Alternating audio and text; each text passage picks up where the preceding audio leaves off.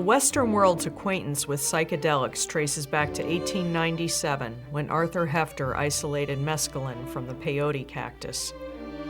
However, the earliest evidence of psychotropic plant usage dates back approximately 5,700 years to the northeastern region of Mexico. Mescaline remains integral to Native American church ceremonies. Psilocybin-containing magic mushrooms found worldwide seem to have had widespread historical usage. It's probable that ancient Greek ceremonies were influenced by some form of psychedelic compounds. In Brazil and the broader Amazon basin, ayahuasca, a brew combining plant-derived DMT and B-carboline monoamine oxidase inhibitors, is central to ritual healing practices and spiritual ceremonies. LSD, synthesized in 1938 by Swiss chemist Albert Hoffman, emerged from a systemic exploration of compounds derived from ergot alkaloids. These alkaloids, including lysergic acid and its derivatives, were notorious for causing mass poisoning episodes in medieval Europe due to grain contamination by the parasitic fungus. On April 16, 1943, Albert Hoffman unintentionally exposed himself to a small amount of LSD, leading to remarkable psychic effects.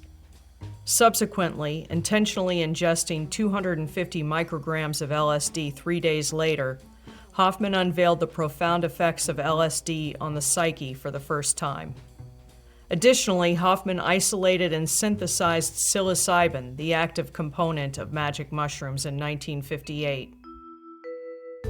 Stanislav Grof emerged as a key figure in researching the therapeutic applications of LSD during the 1950s and 60s, particularly its impact on mental disorders, including addiction. Throughout the 1950s, mainstream media extensively covered LSD research and its increasing adoption in psychiatry. Undergraduate psychology students even experimented with LSD as part of their education, describing its effects. Time magazine published 6 favorable reports on LSD between 1954 and 1959. By the early 1960s, LSD and other psychedelics gained advocacy from proponents of consciousness expansion, like Timothy Leary, Alan Watts, Aldous Huxley, and Arthur Koestler. Their influence profoundly shaped the mindset of the younger generation. In the early 1960s, Timothy Leary and Richard Alpert, later known as Ram Dass, garnered national media attention for administering hallucinogenic drugs to students. However, controversies arose regarding their experiments with psilocybin, a substance inducing experiences akin to LSD. By the late 1960s, numerous papers documented the use of mescaline, psilocybin, and LSD in various clinical populations. Concurrently, a psychedelic lifestyle emerged, particularly in California, catalyzed by figures like Owsley, Stanley, and the Merry Pranksters. The acid tests were a series of parties organized by author Ken Kesey and his group the Merry Pranksters, a community of artists and musicians based in La Honda, California. These events, known for their use of LSD, frequently featured performances by the Grateful Dead. Held throughout the mid-1960s, the acid test signaled the rise of the hippie counterculture in San Francisco. Tom Wolfe's 1968 nonfiction book, The Electric Kool-Aid Acid Test, narrates the drug-fueled journeys of Kesey and the pranksters as they traveled across the country. Owsley Stanley was an American-Australian audio engineer and clandestine chemist, instrumental in the San Francisco Bay Area hippie movement during the 1960s, and a key figure in the counterculture of that era. Known professionally as Bear, he served as the sound engineer for the Grateful Dead, recording many of their live performances and developing the Wall of Sound, one of the largest mobile sound reinforcement systems ever built. Stanley also collaborated with Robert Thomas to design the band's iconic skull logo. Dubbed the Acid King by the media, Stanley was the first known private individual to manufacture LSD in large quantities. Between 1965 and 1967, he produced at least 500 grams of LSD, which translates to over 5 million doses, according to his own estimates. As psychedelics permeated wider society and recreational use surged, reports of enduring symptoms such as visual distortions and flashbacks surfaced, leading to the classification of hallucinogen persisting perceptual disorder. Sensationalist media reporting and unethical psychedelic use contributed to the decision to categorize psychedelics under Schedule I of the 1967 UN Convention on Drugs. Despite a hiatus in medical use and research, interest in psychedelic drugs resurged around the turn of the millennium. A socio-political narrative questioning the efficacy of the war on drugs coincided with this resurgence. The first documented use of classical psychedelics in Western medicine dates back to 1895 in the United States, reported by Prentice and Morgan, detailing indigenous ceremonial peyote usage in Central America. In the 1960s and 70s, studies on LSD with groups of alcoholics yielded unproductive results due to participant dropouts from control groups. Concurrently, investigations into psychedelics as truth drugs or chemical weapons, notably by the Central Intelligence Agency, paralleled. In 1986, Denmark enacted the LSD damages law, following concerns about unethical LSD usage, leading to compensations for psychiatric symptomatology in affected patients. The decline in psychedelic drug research stemmed not only from the war on drugs, but also tighter pharmaceutical research regulations, unfulfilled clinical trial promises, and pharmaceutical disinterest in funding such trials. Timothy Leary's appearance on The Merv Griffin Show in 1966 encapsulates the zeitgeist, reflecting an ahead-of-its-time mindset, although still controversial and provocative. When he was asked how many times he'd taken LSD, he answered 311. Terence McKenna, often called the Timothy Leary of the 90s, embarked on a journey of exploration and discovery that defined his life's work. His academic pursuits began at the University of California, Berkeley in 1965, where he immersed himself in the Tussman Experimental College.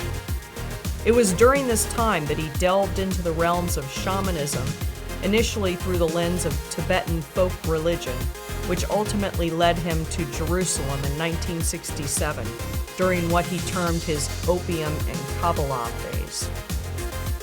In 1969, driven by his fascination with Tibetan painting and hallucinogenic shamanism, McKenna ventured to Nepal. There he sought out practitioners of the Tibetan Bon tradition, aiming to deepen his understanding of the shamanic use of visionary plants.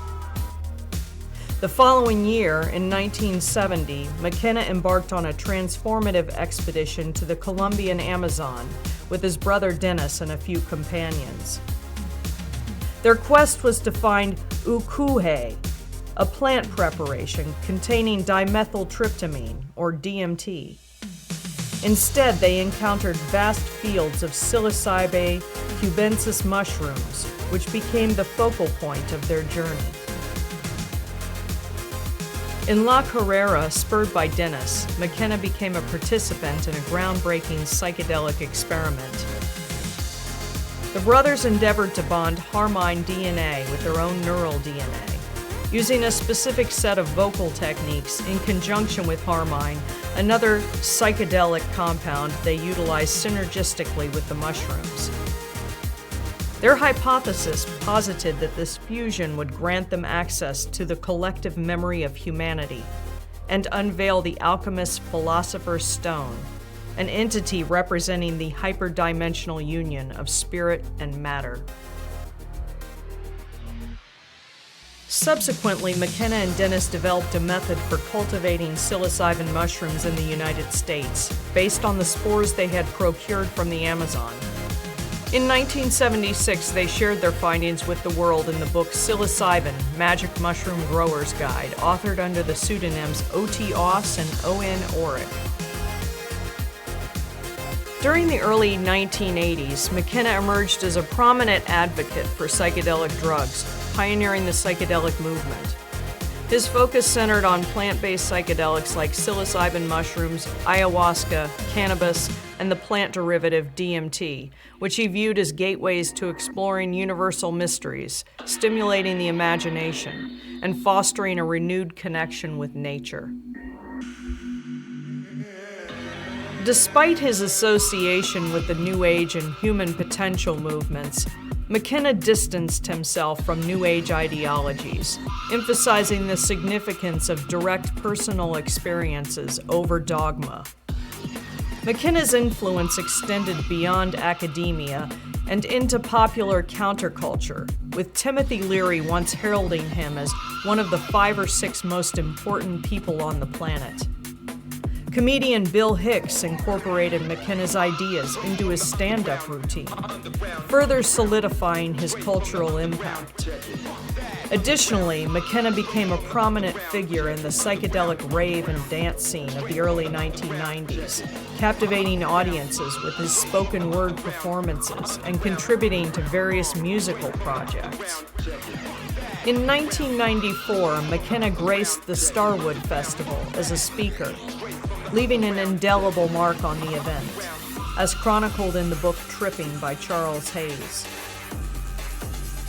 Today, psychedelic drug research is resurging, with scientists exploring therapeutic applications in treating disorders like PTSD, depression, and addiction. Despite facing stigma and funding challenges, research on psychedelic medicine is gaining traction, offering promising avenues for mental health treatment. This renewed interest is underscored by studies showing compelling results, particularly with the incorporation of MDMA and ketamine into psychedelic medicine research.